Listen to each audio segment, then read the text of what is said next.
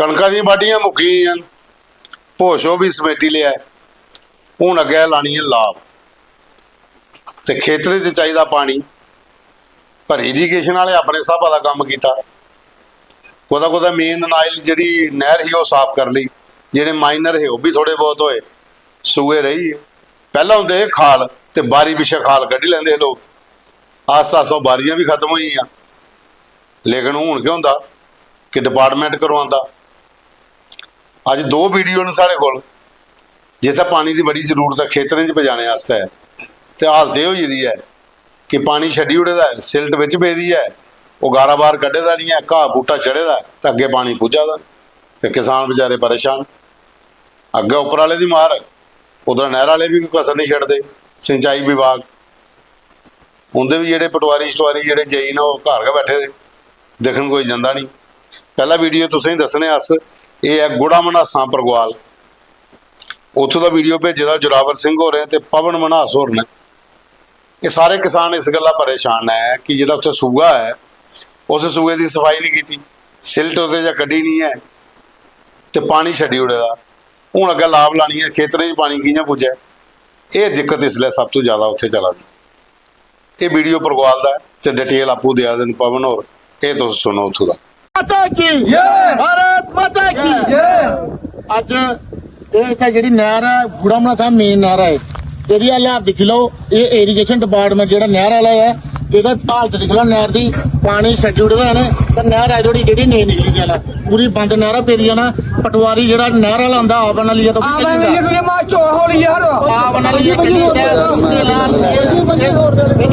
System नहीं लभदी है।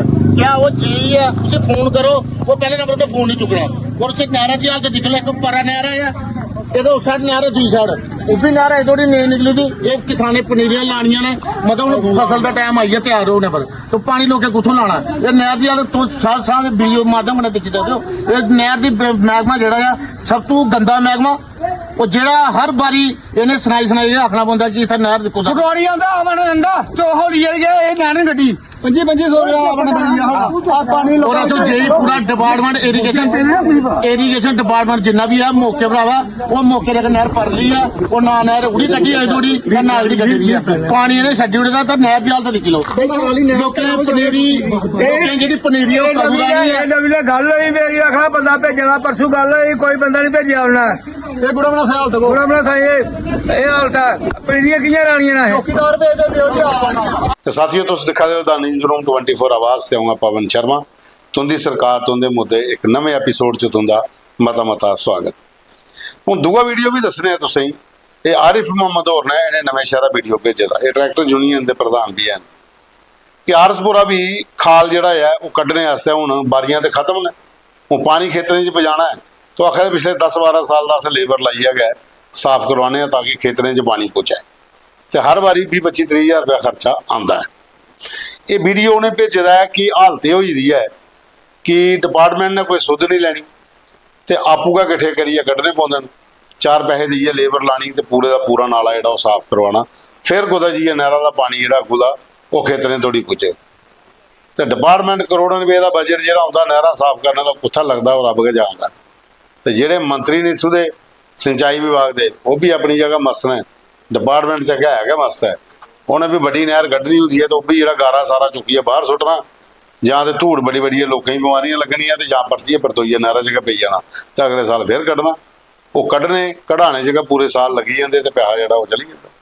खेतरें च पानी टेल एंड थोड़ी पजाने का मुद्दा होंगे, वो पुजना नहीं है, तो किसान आई जाइए फिर पंप पर निर्भर होंगे, तो लाइट प्रॉपर आती नहीं है, जे आई आ तो बिजली के बिल इन्ने आई जाते हैं कि जिन्ने की लाभ लगनी है मुंजी से फसल तैयार होनी है वो ज़्यादा खर्चा हो जाता, पर इनकी सुनवाई खुद भी नहीं है, लेकिन काम चली जा। ये देखिए ये सुआ नहर का है, हमारे जो किसान भाई हैं वो अपने खर्चे पे ये नहर साफ़ करवा रहे हैं, हर साल करवाते हैं। हमने पिछले साल भी ये वीडियो एक डाल के सोशल मीडिया में डाला था कि जो नहर है आरसपुरा को जाती है बड़ी नहर से, इसकी जो खस्ता हालत है आप देख सकते हैं, जो लेबर के आदमी लगे हुए हैं कितने। तो हमारे जो माननीय केंद्रीय कृषि मंत्री हैं वो बोलते हैं कि किसानों की आमदन दोगुनी होगी, लेकिन ये कहाँ से दुगनी होगी? खुद ही परेशान रहते हैं। अगर साफ सफाई ना करेंगे तो हमारा फसल ही नहीं लगता है, हम बहुत परेशान हैं। तो ये कितना खर्चा आता है इसका? इसका खर्चा कम से कम आ जाता है कोई 15,000 रुपया एक टाइम निकालने का। तो डिपार्टमेंट से अप्रोच की किसी ने, कोई गया? डिपार्टमेंट में कोई अप्रोच नहीं, कोई एक तो 5 पैसे भी नहीं देके राजी है। इवन कि खुद ही हमें दौड़ लगानी पड़ती है 6-6 महीने के बाद, 4-4 महीने के बाद पूरा खर्चा हम खुद उठाते हैं इसका। वो कुछ नहीं करते, वो बस वोट लेने के लिए आ जाएंगे, उसके बाद कोई काम नहीं करेंगे। आप देख सकते हैं ज़मीनी हालत, तो इसलिए हम बार बार कहते हैं कि जो ज़मीनी स्तर का काम है वो आपके सामने है। इरिगेशन डिपार्टमेंट के लोग बोलते हैं कि जो पानी है वो आखिरी शोर तक जाता है, लेकिन आज हमने ज़मीनी स्तर पर आके ये अपने खुद के पैसों से साफ करवा रहे हैं, जो डिपार्टमेंट का काम है। लेकिन आज बड़े दुख और अफसोस से कहना पड़ रहा है कि डिपार्टमेंट के ऑफिसर एसीओ में बैठकर ही फाइलें आगे पीछे घुमाते हैं, लेकिन यहाँ पे मुझे लगता नहीं है कि इरिगेशन का कोई आदमी इधर आया होगा एक बार भी।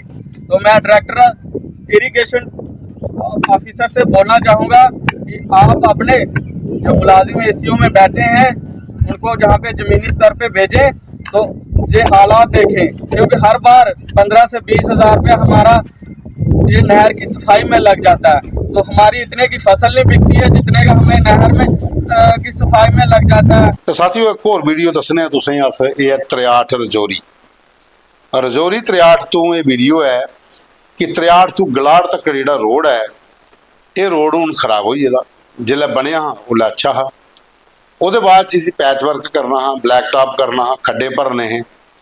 29 लाख रुपया मंजूर होया, लेकिन वो 2 दिन जगह JCB आती अगों पिछू मिट्टी माटी सुट्टी से टुरते हुए तो रोड बढ़ती खराब हुई है।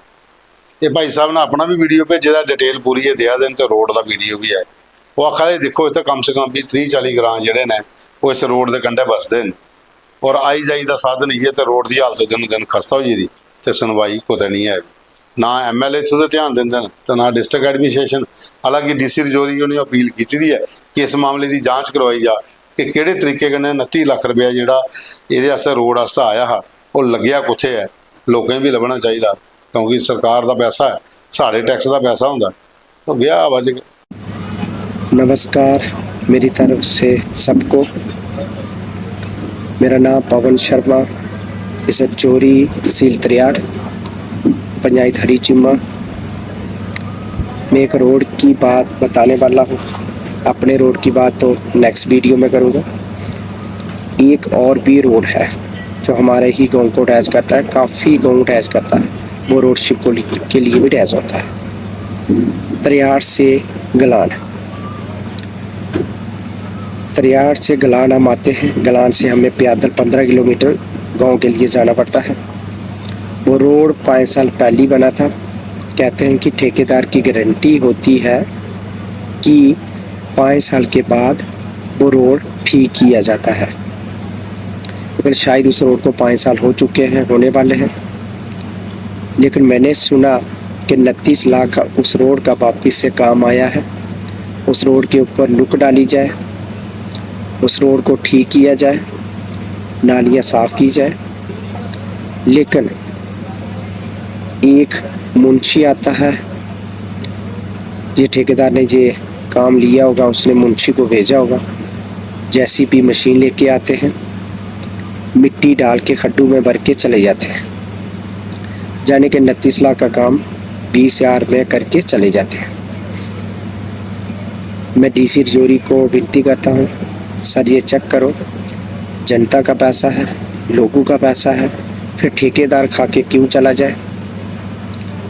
अगर ऐसे ही ठेकेदार पैसे खा के जाते रहे तो हमारा गांव कभी सुधरने वाला नहीं है। हमारे वही रोड है, हमारी वही उम्मीद है। मैं प्लीज़ हमारे MLA ठाकुर धीर सिंह को भी बताना चाहता हूँ कि आप और रोड तो नहीं देने वाले, लेकिन जो आया हुआ है उसको तो अच्छे से ठीक करवा दो।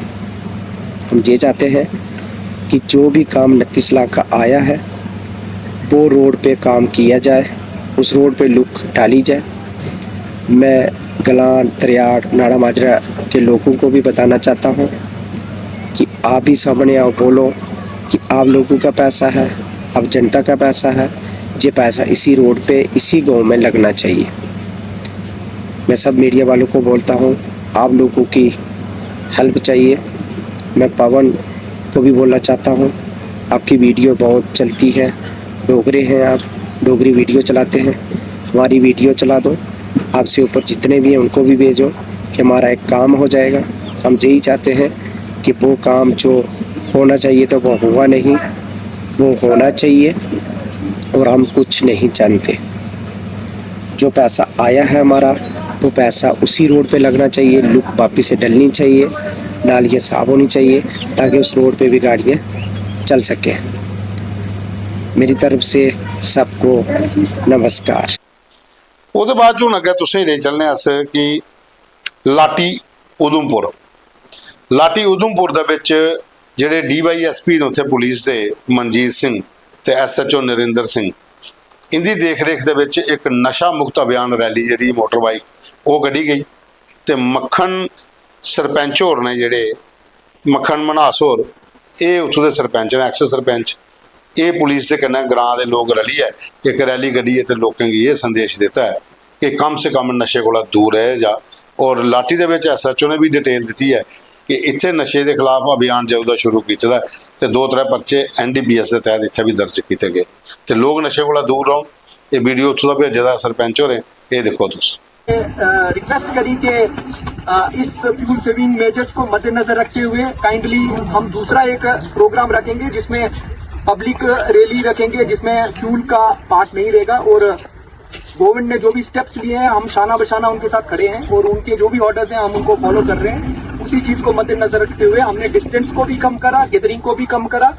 हमें जो भी लोकल बाइक्स की सिर्फ उन्हीं को हमने अभी फाइनली इंक्लूड करा है रैली में। और डिस्टेंस जो मैंने पहले बताया 7 किलोमीटर का पाया जाता है इस ड्रग अब्यूज के हाथ में लगा हुआ है। जो एडिक्ट है इसका उसको मैं एक विक्टिम मानता हूं, तो उसको सबसे पहली अप्रोच हमारी रहेगी उसको रिहेबिलिटेट करना, उसको डी एडिक्शन सेंटर में काउंसलिंग करना ताकि उसको इस बीमारी से बाहर निकाला जाए। बाकी जो पेडलर्स हैं उनके खिलाफ आप देख ही रहे हैं सख्त से सख्त कार्रवाई हो रही है और आगे आने वाले टाइम में कार्रवाई में और भी सख्ती बरती जाएगी।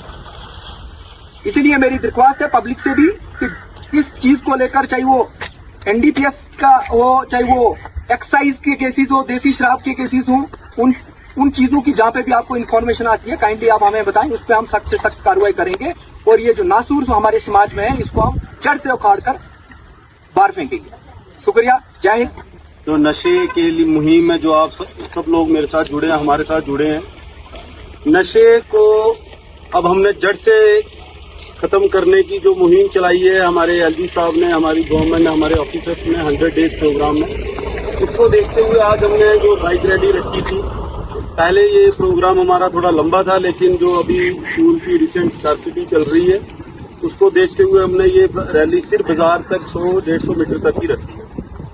अब हम चाहते हैं कि आप लोग नशे को रोकने के लिए हमारी हर तरफ से मदद करें, क्योंकि आपकी मदद के बिना हम ये नशे को जड़ से खत्म करने में कामयाब नहीं हो सकते। पुलिस डिपार्टमेंट को जिस तरह से इन्होंने अपनी मुहिम छेड़ी है यहाँ पर, और माननीय LG मोदी जी के द्वारा 100 दिन का जो उन्होंने एक संकल्प लिया हुआ है कि देश से हमें और पूरी स्टेट से इस नशे को भगाना है, तो उस मुहिम के साथ आज जितनी भी पब्लिक आज जुड़ी है, चाहे वो हमारे XPRI मेंबर हो, हमारे यूथ हो, तो मैं एक नशे को भगाना है, नौजवान को बचाना है।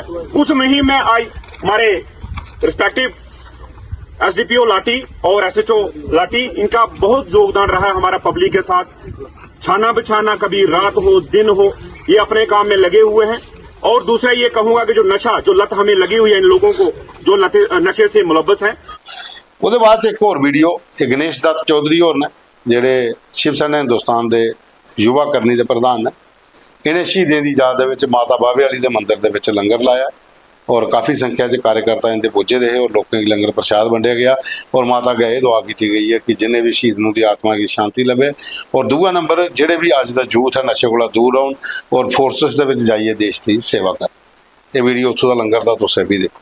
शिवसेना हिंदुस्तान पार्टी मैं दिनेश चौधरी शिवसेना हिंदुस्तान युवा प्रदेश अज बाबा माता रानी दरबार से लंगर लगाया कि साढ़े पूरे जम्मू कश्मीर अपनी सुख शांति बने रवे और जेडे साढ़े नौजवान CRP दे BSF दे पुलिस दे शहीद होए ने शिवसेना हिंदुस्तान पार्टी ने आज करती है और अस इयै माता रानी करने कि जी दुर्घटना ने उहदे कोला हर परिवार का विचार होगा, सारे लोग मिली जुलिए रहो और हमेशा मां अपना आशीर्वाद पूरे जम्मू कश्मीर पूरे सारे युवा बनाई रखें और खासकर मैं युवा पीढ़ी की ये अपील करूँ नशे ड्रग्स पर दूर हो, अपने खेल भाग लें, अपने पढ़ाई को ध्यान दें और अपने माता पिता की सेवा कर, अपने जॉब कर ताकि नशे को जी सारी युवा पीढ़ी दूर हो। ਤੇ ਸਾਥੀਓ ਇਹ ਸਾਡੇ ਕੋਲ ਅੱਜ ਦੇ ਫੋਟੋ ਵੀਡੀਓ ਮੁੱਦੇ ਤੇ ਕੱਲ ਛੁੱਟੀ ਹੈ ਪਰਸੋਂ ਵੀ ਮਿਲ ਗਏ ਇੱਕ ਨਵੇਂ ਐਪੀਸੋਡ 'ਚ ਪ੍ਰੋਗਰਾਮ ਕੀ ਪੂਰਾ ਦੇਖਿਆ ਲਾਈਕ ਕਰਿਓ ਸ਼ੇਅਰ ਕਰਿਓ और कमेंट्स भी करें।